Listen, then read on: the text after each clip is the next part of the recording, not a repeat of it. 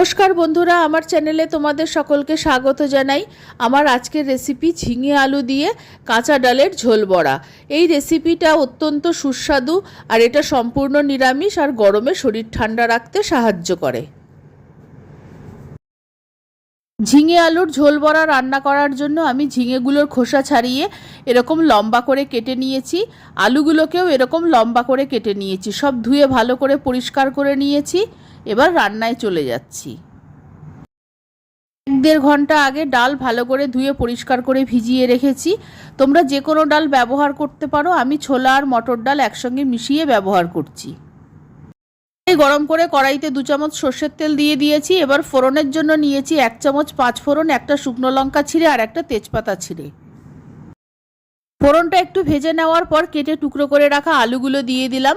আলুগুলো আমি হালকা করে ভেজে নেব। আলুগুলো ভাজার সময় নুন হলুদ ব্যবহার করিনি, এমনিই ভেজে নিচ্ছি। আলুটা ভাজা হতে হতে আমি ডালটা বেটে নিচ্ছি। একটা মাঝারি সাইজের মাপের বাটিতে ডাল নিয়েছি।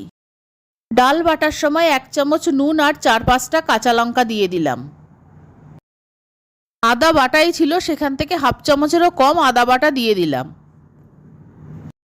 2 চামচ জল দিয়ে ডালটা বেটে নেব, ডাল বাটাটা যেন পাতলা না হয়ে যায়। ডালটা ঠিক এই রকম ভাবে বেটে নিতে হবে। এবার একটা পাত্রে ঢেলে রাখছি। ডাল বাটার মধ্যে 1 চামচ কালো জিরে দিয়ে দিলাম। কালো জিরেটা ভালো করে ডাল বাটার সঙ্গে মিশিয়ে দিচ্ছি। আর এই রান্নায় আমি হলুদ গুঁড়ো বা লাল লঙ্কার গুঁড়ো কোনোটাই ব্যবহার করব না। কাঁচা লঙ্কা আর গোলমরিচ দিয়ে রান্নাটা হবে। এদিকে আলুটা হালকা ভাজা হয়ে গেছে। এখন কেটে ধুয়ে রাখা ঝিঙেগুলো আমি আলুর মধ্যে দিয়ে দিলাম। ঝিঙেগুলো দিয়ে দেওয়ার পর গ্যাসের ফ্লেমটাকে আমি বাড়িয়ে দেব। তারপর ঝিঙেটাকে আমি 2-3 মিনিট আলুর সঙ্গে ভেজে নেব।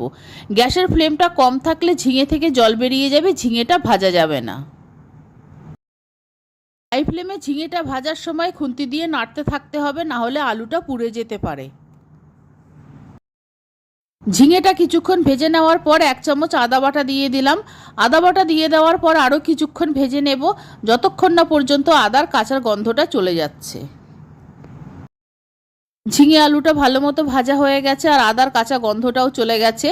এখন যে গ্রাইন্ডারে আমি ডাল বেটেছিলাম সেই গ্রাইন্ডারটা ধুয়ে আমি জল দিয়ে দিলাম। জলটা একটু বেশি পরিমাণে দেব, এই রান্নাটা একটু ঝোল ঝোল হবে আর ঝিঙে আলু ভালো মতো সিদ্ধ হবে। ডাল বাটার সময় নুন দিয়েছিলাম, তাই এখন নুন একটু কম দিলাম। ঝোলটা ফুটতে ফুটতে আরেকটা মশলা তৈরি করে নিয়েছি। 2 চামচ সাদা তিল নিয়েছি, 2 চামচ পোস্ত নিয়েছি, 1 চামচ মগজদানা নিয়েছি।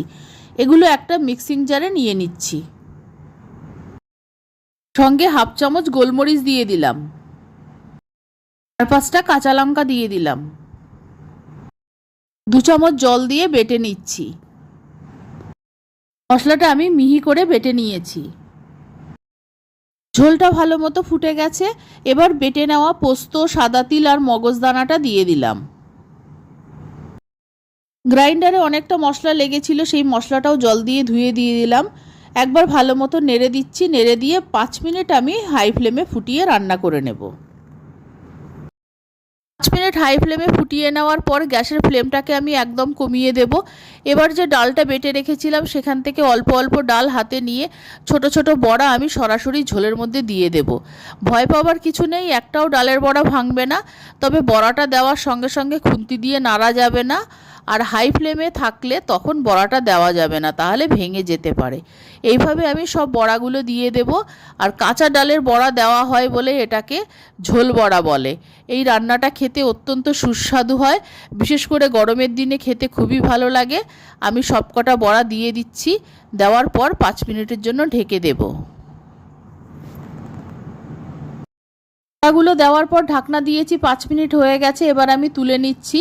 প্রত্যেকটা বড়া গোটা আছে, একটা বড়াও ভাঙেনি। আমি তোমাদের তুলে দেখাচ্ছি। আর বড়াটা ভালো মতো সিদ্ধও হয়ে গেছে। ঢাকনা দেওয়ার দরকার নেই। এবার আমি স্বাদটা ব্যালেন্স করার জন্য অল্প চিনি দিয়ে দিলাম। মিষ্টি দেওয়ার পর একবার ভালো মতো নেড়ে দিচ্ছি, তারপর নামিয়ে নেব। রান্নাটা হয়ে গেছে। ঝিঙে আলু দিয়ে কাঁচা ডালের ঝোল বড়া তৈরি হয়ে গেছে। আমি কয়েকটা বড়া তোমাদের তুলে দেখাচ্ছি, একটা বড়াও ভাঙেনি। আমার এই রেসিপি ভালো লাগলে আমার চ্যানেলকে সাবস্ক্রাইব করার, লাইক করার, শেয়ার করার অনুরোধ রইল। আমার নতুন পুরনো সকল বন্ধুদের আন্তরিক ধন্যবাদ ও ভালোবাসা জানিয়ে আমি আমার ভিডিও শেষ করছি। সকলকে অনেক অনেক ধন্যবাদ ও ভালোবাসা রইল।